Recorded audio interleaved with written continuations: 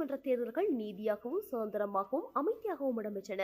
அகில இலங்கை ரீதியில் இன்றைய தினம் செவ்வாய்க்கிழமை மே 6ஆம் தேதி உள்ளூராட்சி மன்றங்களுக்கான தேர்தல்கள் நடந்து முடிவடைந்துள்ளன. காலை 7 மணிக்கு தொடங்கிய வாக்குப்பதிவுகள் மாலை 4 மணி வரை நடைபெற்றன. அந்த வகையில் வாக்களிப்பு மிகவும் சுமூகமாக நடைபெற்றது. ஏற்கனவே நடந்து முடிந்த ஜனாதிபதி தேர்தல் மற்றும் பாராளுமன்ற தேர்தல்கள் போன்றே வன்முறைகள் பெரிதுமற்ற தேர்தல்களாக உள்ளூராட்சி தேர்தல்களும் அமைந்திருந்ததாக கண்காணிப்பாளர்களால் தெரிவிக்கப்பட்டுள்ளது. 2018ஆம் ஆண்டில் நடைபெற்ற உள்ளூராட்சி மன்ற தேர்தலுக்கு பின்னர் மீண்டும் 2023ஆம் ஆண்டு உள்ளூராட்சி மன்ற தேர்தல்கள் நடைபெற்றிருக்க வேண்டும். ஆனால் இலங்கையில் ஏற்பட்ட பொருளாதார நெருக்கடியை காரணம் காட்டி இடர்கால ஜனாதிபதியாக பதவியேற்ற ரணில் விக்ரமசிங்க உள்ளூராட்சி மன்ற தேர்தல்களை நடாத்தாது பிற்போட்டு வந்தார். மேலும் உள்ளூராட்சி தேர்தல்கள் நடத்தப்படும் என அறிவித்து வேட்பு மனுக்களும் தாக்கல் செய்யப்பட்டிருந்தன. இருந்த போதும் ரணில் விக்ரமசிங்க உள்ளூராட்சி தேர்தல்களை நடத்த துணியவில்லை. எவ்வாறாயினும் ரணில் விக்ரமசிங்க மக்களால் நேரடியாக தெரிவு செய்யப்படாத ஜனாதிபதியாகவே வந்திருந்தார். அதனால் உள்ளூராட்சி மன்றங்களுக்கான தேர்தலுக்கு முன்னர் ரணில் தனது அதிகாரத்தை நிலைநாட்ட ஜனாதிபதி தேர்தலை நடத்தினார். ஜனாதிபதி தேர்தல் மற்றும் பாராளுமன்ற தேர்தல் என இரண்டிலும் வெற்றி பெற்று அனுரகுமார் திசாநாயக்க தலைமையில் NPP ஆட்சி அதிகாரத்தை கைப்பற்றியது.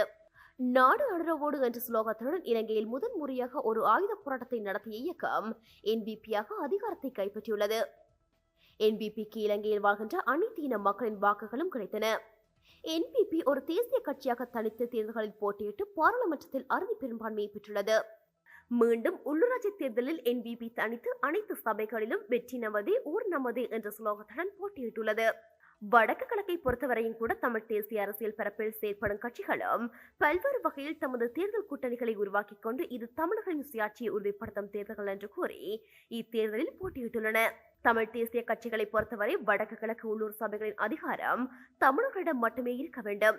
ஒரு சிங்கள கட்சியின் கீழ் உள்ளூராட்சி மன்றங்கள் தமிழ் பிரதேசங்களில் செல்வது தமிழர்களின் சுய நிர்ணய உரிமைக்கு விடும் சாவு மணி என கூறி உள்ளூராட்சி தேர்தலில் குதித்திருந்தன. இதன்படி இன்று 13,759 வாக்களிப்பு நிலையங்களில் தேர்தல்கள் நடைபெற்றன. வாக்காளர்களில் 16,54,298 பேர் வாக்களிப்பதற்கு தகுதி பெற்றிருந்தனர். 341 உள்ளூராட்சி மன்றங்கள் உள்ள நிலையில் இம்முறை 339 உள்ளூராட்சி மன்றங்களில் மாத்திரமே தேர்தல்கள் நடைபெற்றன.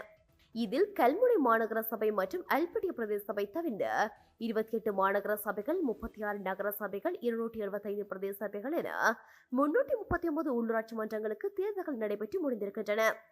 அந்த வகையில் 339 உள்ளூராட்சி சபைகளுக்கு 49 அரசியல் கட்சிகள் மற்றும் 257 சுயேட்சை குழுக்களைச் சேர்ந்த 75,589 பேரில் 8,257 பேரை தெரிவு செய்வதற்காக மக்கள் தமது ஜனநாயக கடமையை சரிவர செய்திருந்தனர். அதிகளவான வாக்காளர்களை கொண்ட பிரதேசமாக கொழும்பு மாநகர சபை காணப்படுவதாகவும் இதில் 3,94,533 வாக்காளர்கள் காணப்படுவதாகவும் கூறப்படுகிறது. மிக குறைந்த வாக்காளர்களை கொண்ட பிரதேசமாக கப்புத்தலை நகர சபை காணப்படுவதாகவும் இதில் 3,051 வாக்காளர்கள் காணப்படுவதாகவும் கூறப்படுகிறது. நடந்து முடிந்துள்ள தேர்தல் நிலவரப்படி நண்பகல் 2 மணி வரை முக்கியமான மாவட்டங்களை பொறுத்தவரை 50% குறைவான வாக்களிப்பு வீதமே பதிவாகியுள்ளது. குறிப்பாக கொழும்பு மாவட்டத்தில் 37%, ஜாழ்ப்பாணத்தில் 34%, கிளிநொச்சியில் 39%, மட்டக்களப்பில் 38%, களத்துறை 45%, அனுராதபுரம் 40%, பதுளையில் 48% வாக்குகள் பதிவாகியுள்ளன. அந்த வகையில் நடந்து முடிந்துள்ள உள்ளூராட்சி மன்றங்களுக்கான வாக்குகள் 5,783 நிலையங்களில் எண்ணப்படும் என தேர்தல் ஆணையம் தெரிவித்துள்ளது. இத்தேர்தலில் தேர்தல்கள் கண்காணிப்பு நடவடிக்கைகளில் உள்நாட்டு கண்காணிப்பாளர்கள் 4,450 பேர் ஈடுபட்டுள்ளதாகவும் தேர்தல் ஆணையம் தெரிவித்துள்ளது. நடந்து முடிந்துள்ள உள்ளூராட்சி மன்ற தேர்தல் முடிவுகள் விரைவில் படிப்படியாக வெளிவர உள்ளன. இத்தேர்தல் முடிவுகள் கடந்த காலத்தை காட்டிலும் மிகுந்த எதிர்பார்ப்பை தோற்றுவித்துள்ளன. பொருளாதார நெருக்கடியின் போது ஆட்சியை மக்கள் ஊழலுக்கு எதிரான NPP-யிடம் ஒப்படைத்திருந்தனர். 6 மாத காலமாக ஆட்சி புரியும் NPP மீதான நம்பிக்கை மக்களிடம் எந்தளவு உள்ளது என்பதை இத்தேர்தல் முடிவுகள் கட்டியம் கூற உள்ளதாக அரசியல் விமர்சகர்கள் தெரிவிக்கின்றனர்.